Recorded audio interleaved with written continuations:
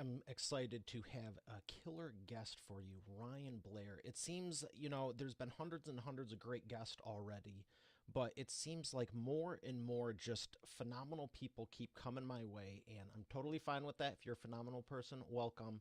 But I really don't even know where to start with this because he has so many impressive traits. We can talk about his background, where he started and where he went. That alone would be a story.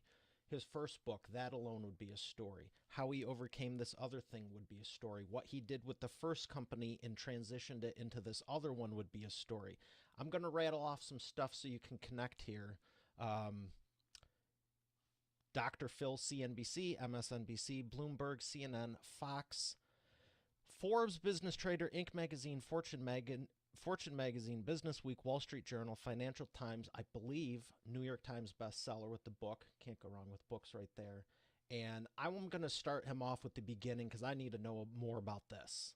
But I'm excited to take him all the way through and learn more about what he's doing now because between you and me, Expert Authority World, that's what got my attention. I'm like, I got to bring him on and see what he's doing to help people now. And I just read a stat beforehand, what he's done in the last 2 years, and it's mind-blowing. So without further ado, I'm going to bring up Ryan Blair right after we thank our sponsor. Every business needs a book, including yours. Visit freebusinessbookpublishingcourse.com today to learn the 7 steps to publish and promote your nonfiction lead and profit-generating business book in 8 weeks. Once again, that's freebusinessbookpublishingcourse.com.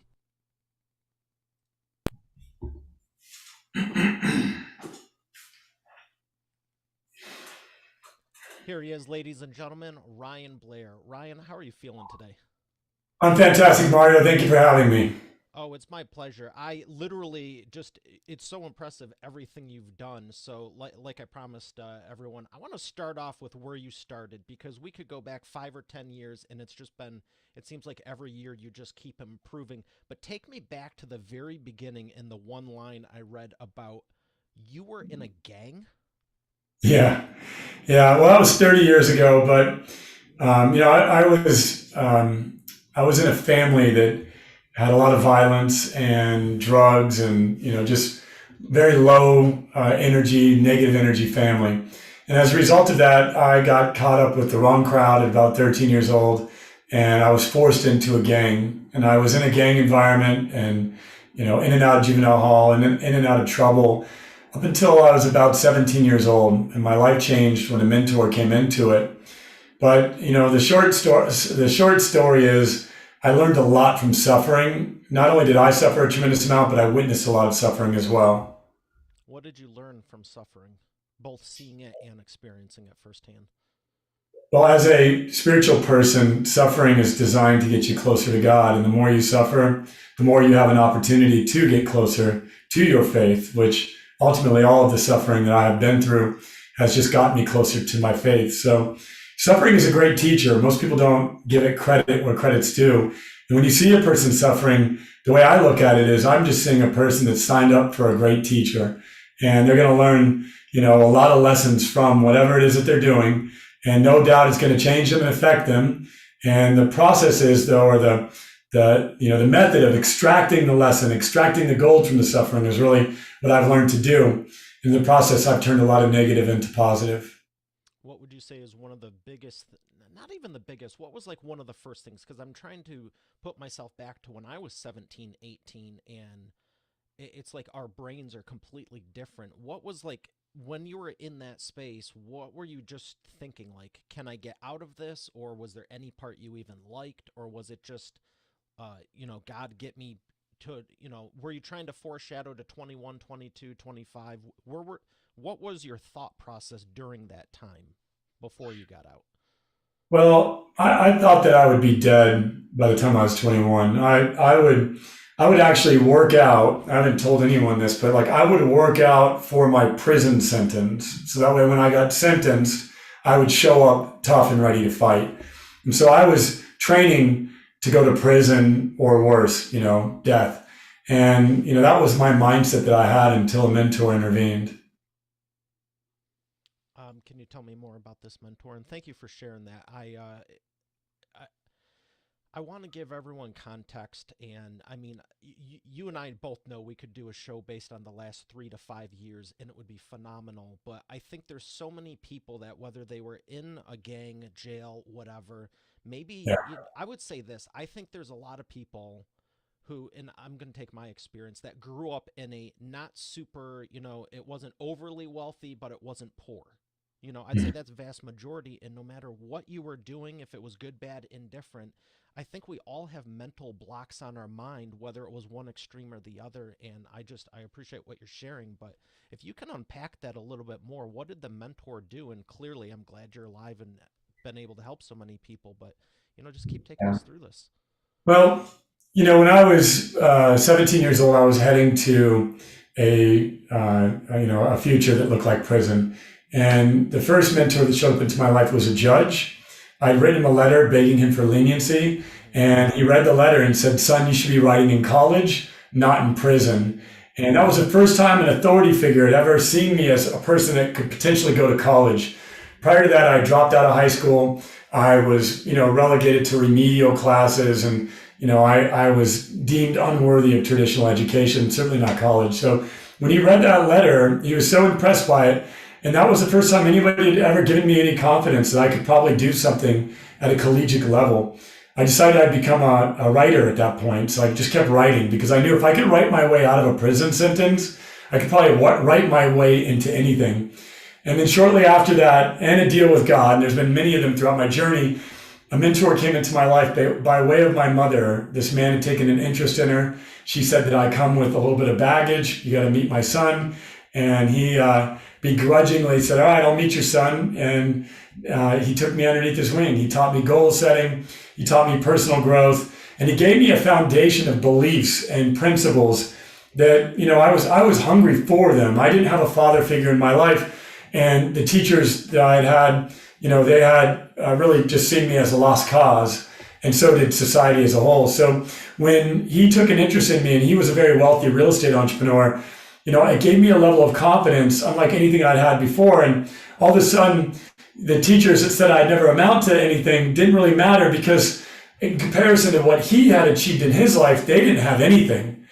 So I could just basically wipe my slate clean and start to believe what he believed of me, which he believed I could be a great salesperson, as he would tell me. He believed I could be a great marketer. And I had some skills at that time that he could use, which was I was very skilled in computer sciences, well, computer programming and computer repair. And it was because that, in a gang, that's what I did is I stole computers. That was my racket for income purposes. And so I had become quite proficient in computers at just the right time when computers were taking over. This is the mid to late 90s. And, and I had a skill that I had developed on the streets that was, very valuable to corporate America. And so I bypassed the traditional route and went straight into, a highly skilled route inside, corporations and, doing computer work. What did that do for you, and what did it change in your mindset from this gap? Well, when you witness a person not play by the same rules, like my father was in the middle class, and when I lost him, I went to poverty, and then all of a sudden I'm experiencing the wealthy class. And the wealthy class operates by a whole different set of rules than everybody else. Like, they have millions of dollars and multiple houses and multiple boats. And, in the school that I went to, I was taught that the American dream was to one day be able to own a house. And here's a mentor of mine that owns 60 of them, and I'm like, what? Like, they never told you, they told me that I couldn't be a doctor and I couldn't be a lawyer, but they never told me that I could be the person that wrote the check to the doctor and the lawyer. So, I was like, this whole system is a scam, right? I certainly wasn't going to go to law school and I wasn't going to go to medical school, but without going to school at all, I could somehow become the CEO of a company that employs doctors and lawyers. I'll take that path.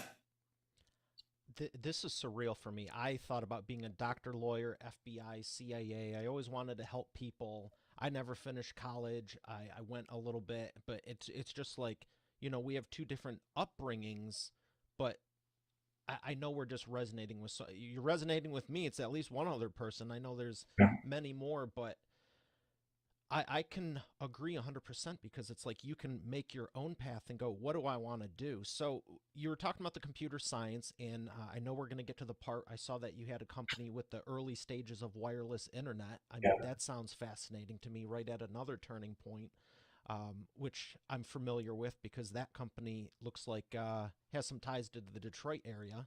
Yeah. So, what was going through your mind when you're going, okay, I'm going to draw a line in the sand.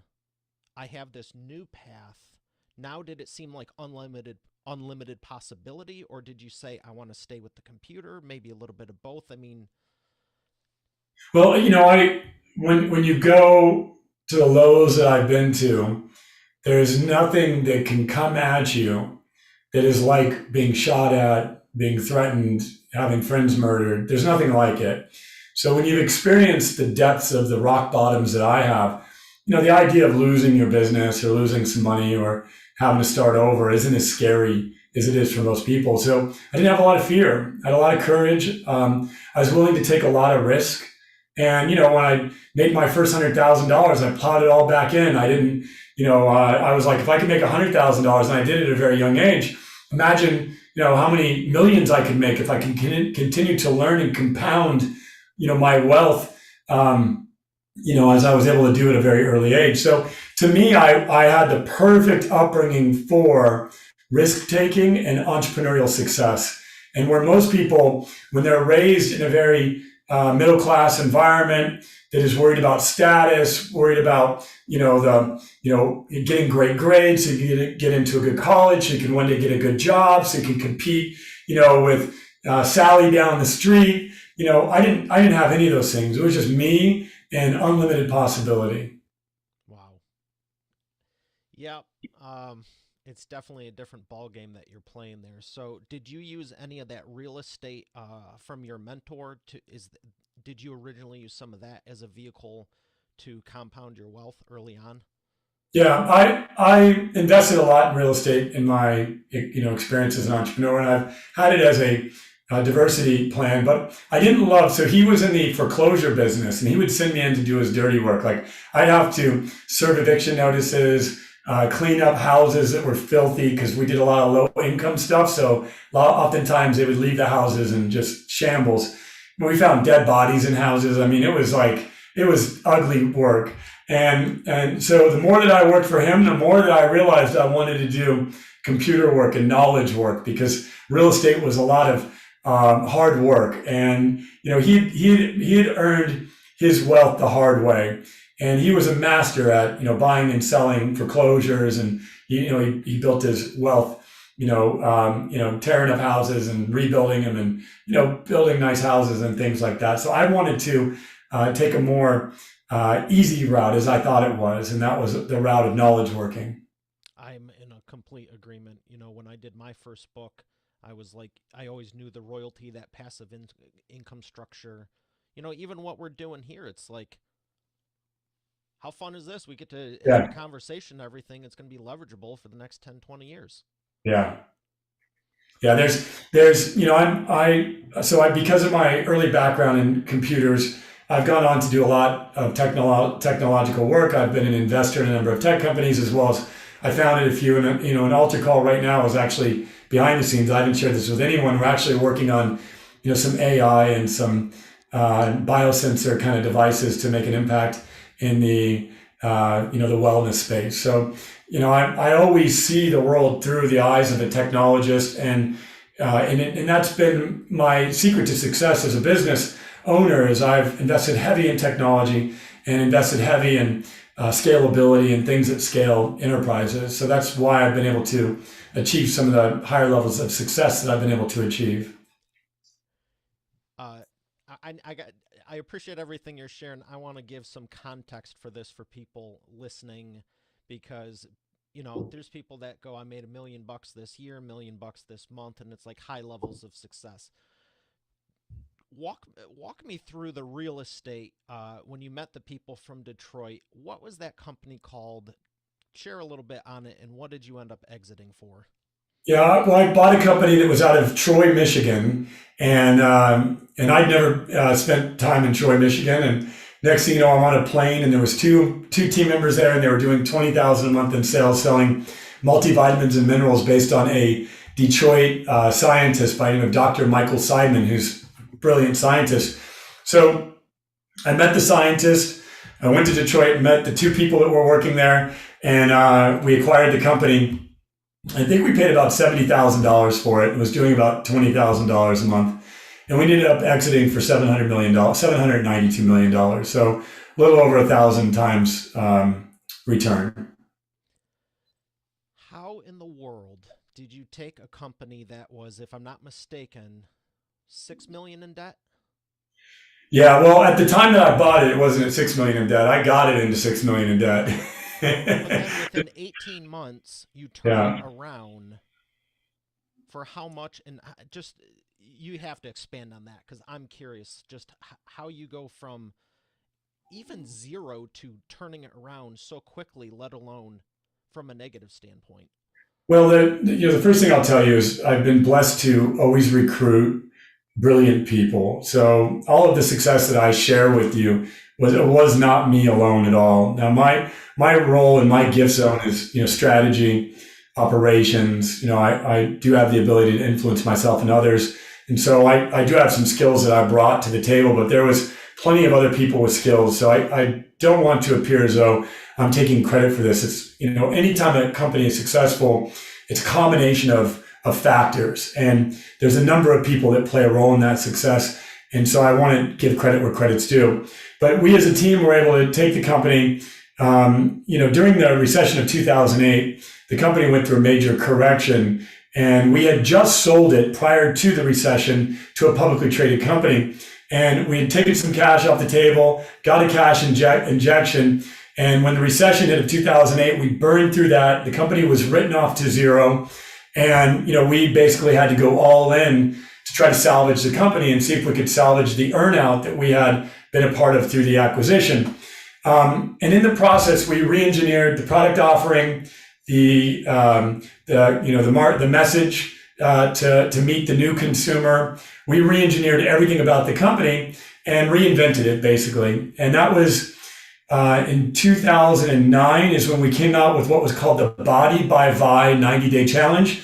And we were the first to bring challenges onto social media. No one had ever attempted to commercialize social media prior to that, not nearly to the effect that we were. And we had a large distributed team of people that promoted our products that all of a sudden were promoting not products, but promoting a lifestyle and a challenge. And it went viral. And we ended up signing up 3 million customers and doing billions in sales. And then that public company that bought us now owed us a lot of money. And we went through an entire exit process on that as well. So I appreciate that you're giving credit to everyone. So you're saying, obviously you have strengths, but you're saying you had the right team in place and everyone was working cohesively and synergistically. Yeah. Yeah. And at that time, I wasn't a fully developed entrepreneur and leader. I was young. I was like 20 something years old. So, and, someone, Decent figuring it out. yeah, and I do want to say some 20 something year olds are better. I had a lot of unhealed trauma, a lot of, things that I needed to figure out along the way. And so I leaned heavily on my supporting cast in order to be able to augment my weaknesses. Now, I still, I'm a much more developed business leader and entrepreneur today, and I still lean heavily on my supporting cast. I was trained by some early mentors in the venture capital space that I should always try to find people that are smarter than me. And in fact, I know I'm doing a good job if I'm paying them more than me. So if I'm recruiting people as the CEO of a company and actually paying them more, that means that I am building my equity value while I'm paying them, cash value. And that kind of trade-off, when you do that, you get highly talented people. I paid them with equity and I paid them with cash as well. And as a result of being generous in compensation, I was able to attract some very talented people that hung their hat with us and provided, the skills that we didn't have. Great people in finance and technology, sales and marketing. I've had the privilege of working with people that are phenomenal, that have gone on since working together to do amazing things. Like I smile every time I see someone launch a company. One of my interns exited a company for $1 billion. So, I'm blessed to know that I have inspired and provided some value to some people along the way. And, that's what capitalism is all about. I haven't retained all the value that I've created by any means, but I have created a lot more value than I've received. Leave the world better than you left it, entered it. Well, and when I'm a capitalist, I'm a conscious capitalist, but I believe capitalism is a system that is not getting a fair rap right now. I think that there's an affront on capitalism, and this movement towards socialism is a big problem right now.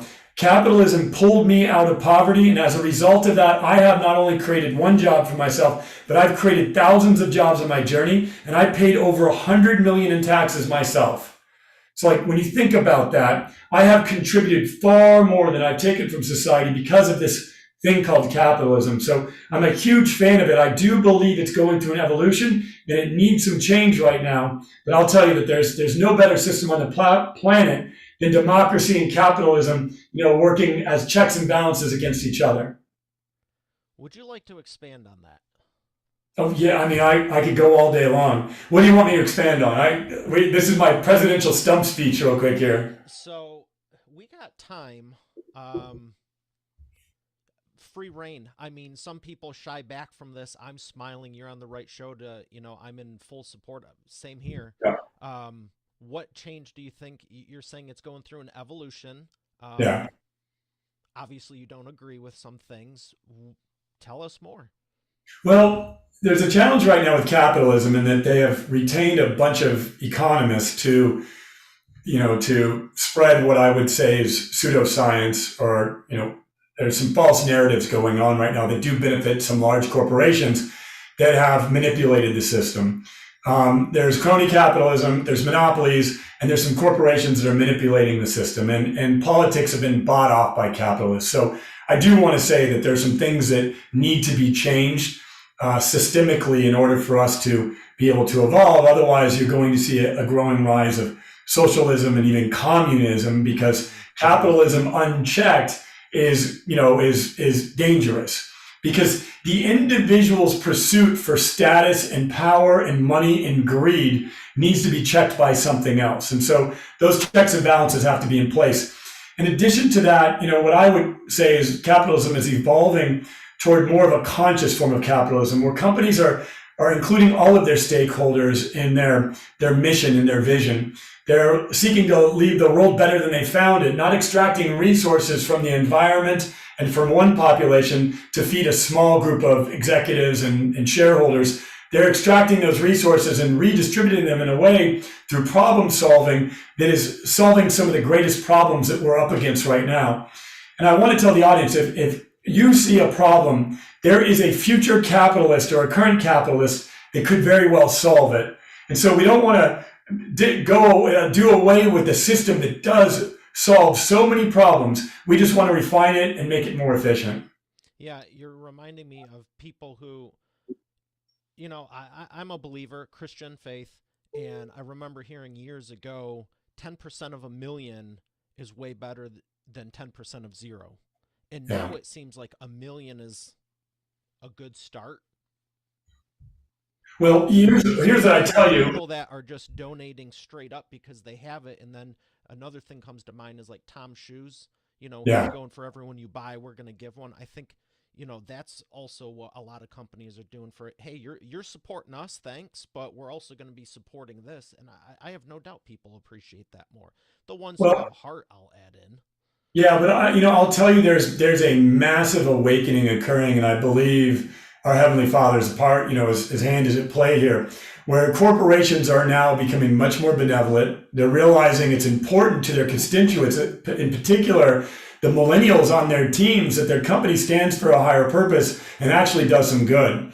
The world has become educated. So the old way of capitalism is dying on the vine. And, there's some holdouts, certainly, but conscious capitalism is emerging as a new evolved form of capitalism, where the companies are purpose driven and they're making the world a better place. Tom Shoes is one that you mentioned. Patagonia is another. Whole Foods and a variety of others are actually saying, we stand for more than just profits. And I think that it's going to evolve from conscious capitalism to super conscious capitalism, where people are saying, we believe that our business vehicle is divinely organized and that it's here to fulfill a divine purpose. And we're here to follow God's word, to glorify and praise God, and to bring God into, our customer base and bring, God into the marketplace, right? Because for so long, capitalism was so built on greed that it wanted to eliminate God from the equation. And I think that it's changing now where God is in the equation. And the more of us that build conscious entities that are profitable, the more that our competitors will see that, and they will have no choice but to copy us in order to survive in the free marketplace. And so not only do I benefit my constituents and my stakeholders in the way that I do capitalism, but I also change the marketplace because there's plenty of people watching, and those people will adjust if they see that I'm able to generate results through this new method of governance. Yeah, I think it's great, and I appreciate you speaking on it because, like I said, you have such an impressive profile. I mean, we could spend an hour talking about your books, a single company, any of them, but I can tell you're passionate about certain things, so feel free to say whatever you want. And, this is being live streamed and stuff. I don't know if I'm going to get hit down for it, but I also have a backup recorder, actually two of them. So literally say whatever you want. My show's going to continue regard.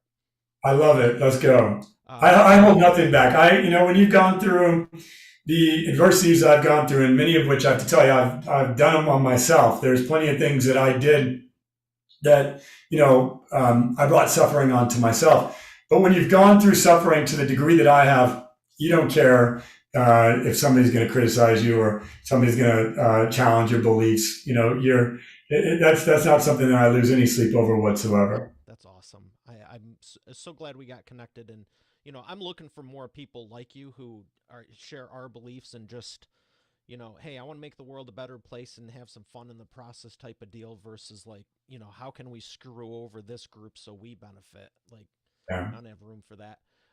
Talk to me about your books real quick, or a little bit. We still got plenty of time. So tell me about the books. I mean, you didn't do just one. You Yeah. kind of seeded us earlier with, if I can write myself out of jail, did you grow up a prolific writer? Or did you always have a knack for it? I mean, Yeah. how'd you do one book, let alone it looks like four or five? Yeah. Well, I've written a few books that haven't been published yet either, and I'm a writer. I had it in my soul's journey to be a writer, but I was never trained in any formal English. Terrible speller, but I could write some words and it would resonate with people. And when I would see that feedback, I was like, "There's something in there for me." The first major time that I ever, really resonated with an authoritative figure was the judge. But after I wrote to that judge, I started writing some more. And next thing you know, I'd write love letters to some girls and, and I'd see it resonate with them. And I'd be like, wow, there's something in this gift. So, I really found a lot of power in the pen. And now I write all the time. I've written two books, Nothing to Lose, Everything to Gain, and Rockbound to Rockstar. I tend to write about overcoming adversity. My next book that I'm, working on right now, I go into some of the formulas that I've been able to utilize through the mentoring of entrepreneurs and business leaders that I mentor and teach them how to overcome their own personal adversities and create their own hero's journey story as a result of them. So, what I have done is I have always just seen my story as a gift from God, and I've decided to craft my narrative in such a way that it inspires people. And so that's what I do when I mentor entrepreneurs is I help them tell their own hero's journey, because I believe that the world needs more stories of success and inspiration, and that every single person out there has one to tell. They just haven't learned how to craft it and how to tell it appropriately to make the impact that they're capable of. And so that's a lot of the work that I do is I help entrepreneurs and leaders tell their story. Yeah, communication is so important because, you can have the right heart and go, here's how we want to help. But if you can't communicate it, whether it's a NGO, you can't get funds. If it's a business, a capitalistic for-profit company, you're not going to have sales. It's just like the communication comes down to everything. Yeah. Well, I tell people because they ask me what I do, and if I just meet a person, I just say I'm a writer, and then they find out that I've created a few successful businesses, and I go, well, I wrote a business plan, I wrote ads for recruiting people, I wrote marketing copy, I wrote sales copy, I've written memos and memorandum to investors, to board members, I basically wrote my way into a business. And that's the view that I have toward everything that I do. I'm constantly writing. In fact, with AlterCall, my most current startup, I spent 2 years crafting messaging and refining it. And it's a labor of love, I'll tell you, to come to the point where, we now know exactly what we do. We have a purpose, and we know the purpose even beyond our purpose. And then, we know that we're here to make a change in the way capitalism is done and to empower entrepreneurs to share their heroic journey. And so that came by pages upon pages and meetings upon meetings of copy upon copy to get to the point where now I can articulate a message in a short format such as this. So you're absolutely right. Communication is one of the key skills that every entrepreneur needs to learn. And, it is how businesses are built. Would you say to anyone that writing a book is very beneficial for business? It is if you know how to write a good book. I have a lot of books on my shelf that I pick up and put down pretty quickly. You really have to become. So the best thing I can tell you is, and this is for me, I would meet a person that had success, and I established there was a gap between me and them, and I would realize that the gap wasn't that they were smarter than me, not by a wide degree. They might have been a little smarter. The gap might be they were more well read on a subject. They were more experienced. They had more skill. Those were generally the areas I discovered the gaps. And when it came to a skill gap, I would close it very quickly. I would obsess about. At this time we didn't have YouTube, so I'd be listening to audio tapes to close a skill gap. When I sat into business meetings or was at a business networking event, I didn't understand the language. I would be in my car that night listening to audio tapes, flipping them back on business vocabulary so that way I could, understand the language that was being shared around me. I would seek mentors out. I would contact them. I still do to this day. I contact new mentors all the time. I'll come across a person's book and I'll reach out to the person because I'm always looking to bridge the skill gap. And I'm always looking to apply and add new skills. And as entrepreneurs, it's that's what we do for a living is we sharpen the skills that we have and we add skills that we don't have. And we surround ourselves with people that are skilled in areas that we're just not competent in or that we can't be or don't care to be competent in. Wow, that's powerful. And I couldn't agree more because I just relate so much because you start off, you go, here's what I want to do. I've never lost. If there's one thing that hasn't changed, it's I've always wanted to help people and add value. Yeah. Even this show is only a couple of years old at this point, hundreds and hundreds of episodes, but same goal is like, what do I want to do? Add value. What do I want to do? Add value. The vehicle changes, but that closing that skill gap, oh, it's so easy. Just take some freaking effort. Book, training, Yeah. CD, cassette tapes. Remember those things? DVDs. Yeah. Every day I spend at least an hour adding skill. Every morning I'm reading something, I buy 3-4 books a week, and every morning I'm reading for an hour and I'm adding skill. Some of the books I'll pick up, scan it, grab something out of it, set it down.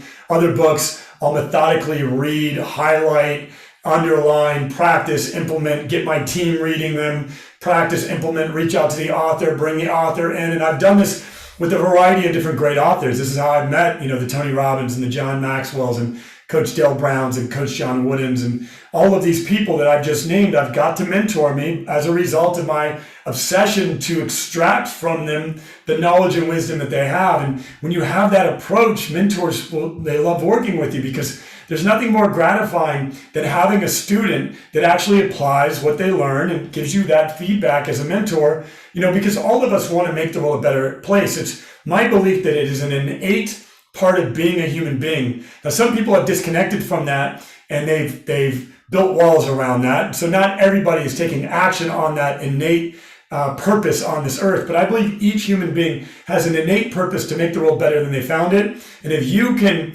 connect to a person's purpose and give them the ability to fulfill theirs as a result, they're going to want to have a relationship with you because you're going to help them fulfill their purpose. And that's very meaningful to be the recipient of that. So, most people don't reach out because they're afraid to, or because they're not willing to do the work. They're not willing to read the mentors' books, watch the mentors' videos, listen to the mentors' podcasts, and then come and ask informed questions. They want it easier. They hope that the mentor is just going to give them gold and grant them with wealth and prosperity. And that's not how it works. You only get out of life what you put into it. And so I put a lot into this life, and I get a lot out of it. I'm so glad you're saying that because 10, 20 years ago, I was like, man, this is going to take some work. I wish it was easier, but now I'm like, good. Even Yeah. 10 years ago, I realized this is a good thing because it's like, I don't want it to be so easy. The wrong people, you know what I mean? I have one rule when someone comes to us for publishing their business book, and it's like, you have to be at that level and transparent. And if anything red flags me, I'm not going to amplify you. Yeah. I think there's too many people that all this notoriety for the wrong things, and I'm trying to highlight the people that are doing the right things. So, That's beautiful. I'm glad that it's a little difficult. It's very difficult. It's not super easy. Let's say that. So. Oh yeah, and anytime we're dealing with people, and the sad part is that there's just no playbook for how to live a values-driven life.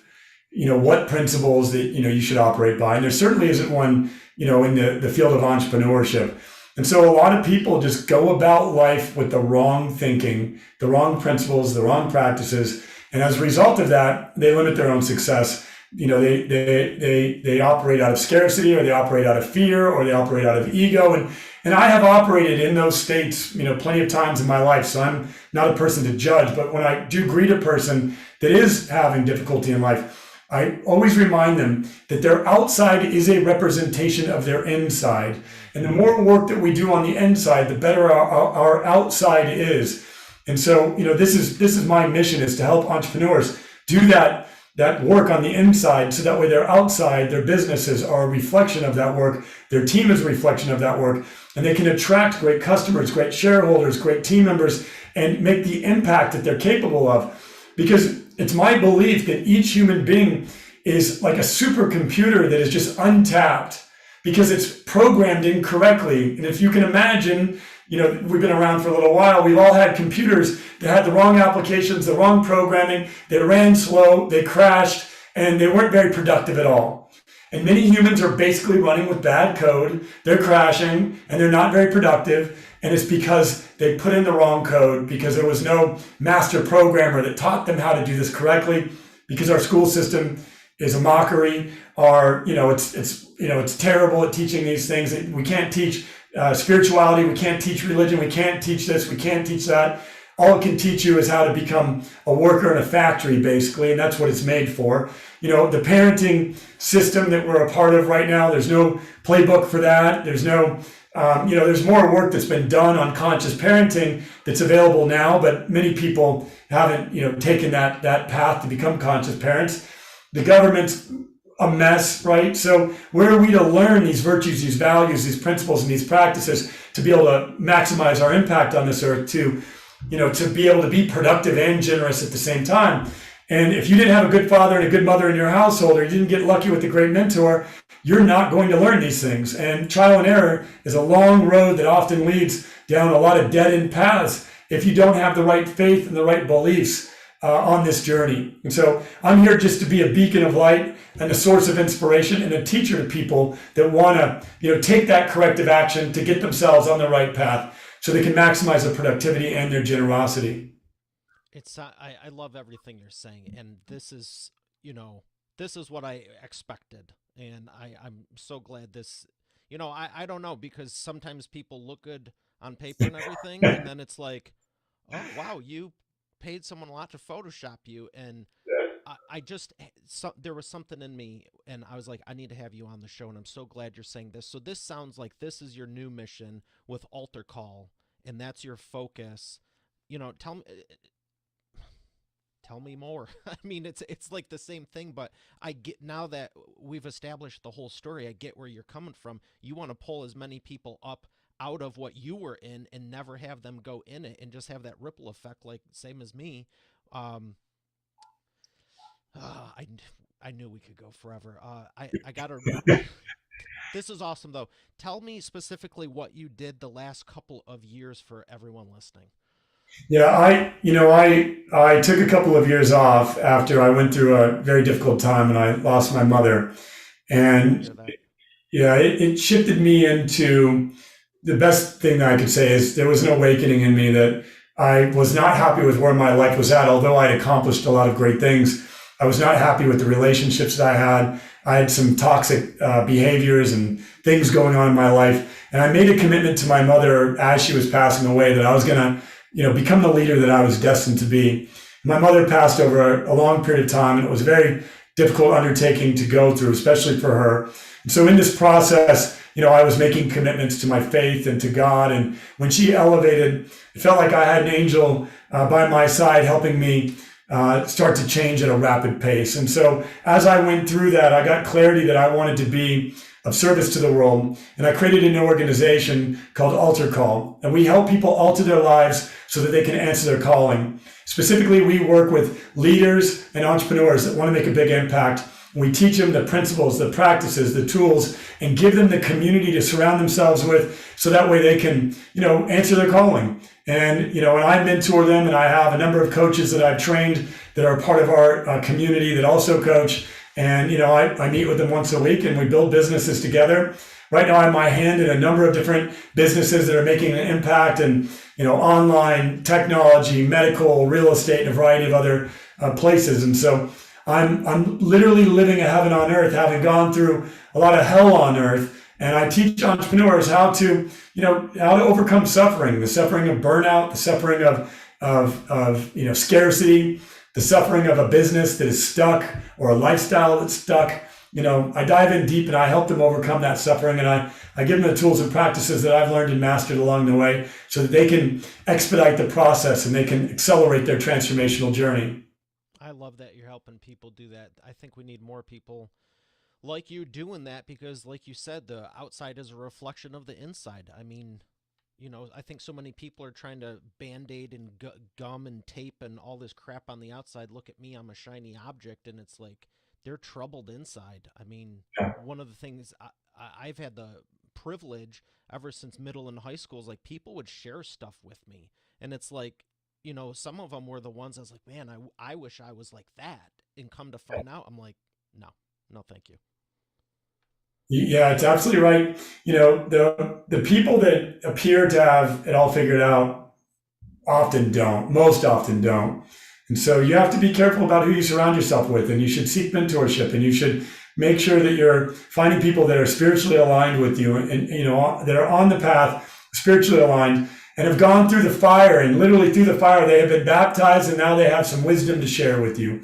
And so if you can do that, you're going to be successful. Well, I appreciate everything you're sharing. I hate to do this. I know we only got a few more minutes. I'm already truncating some of the questions. I got to throw this one in, though. Okay. It's the wheel of whatever. It's fun. It spins. Yellow or black? Yellow. Cool.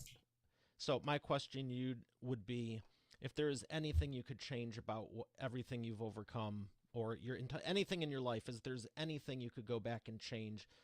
Are you feeling good about everything, or do you wish you could have just done even one thing different?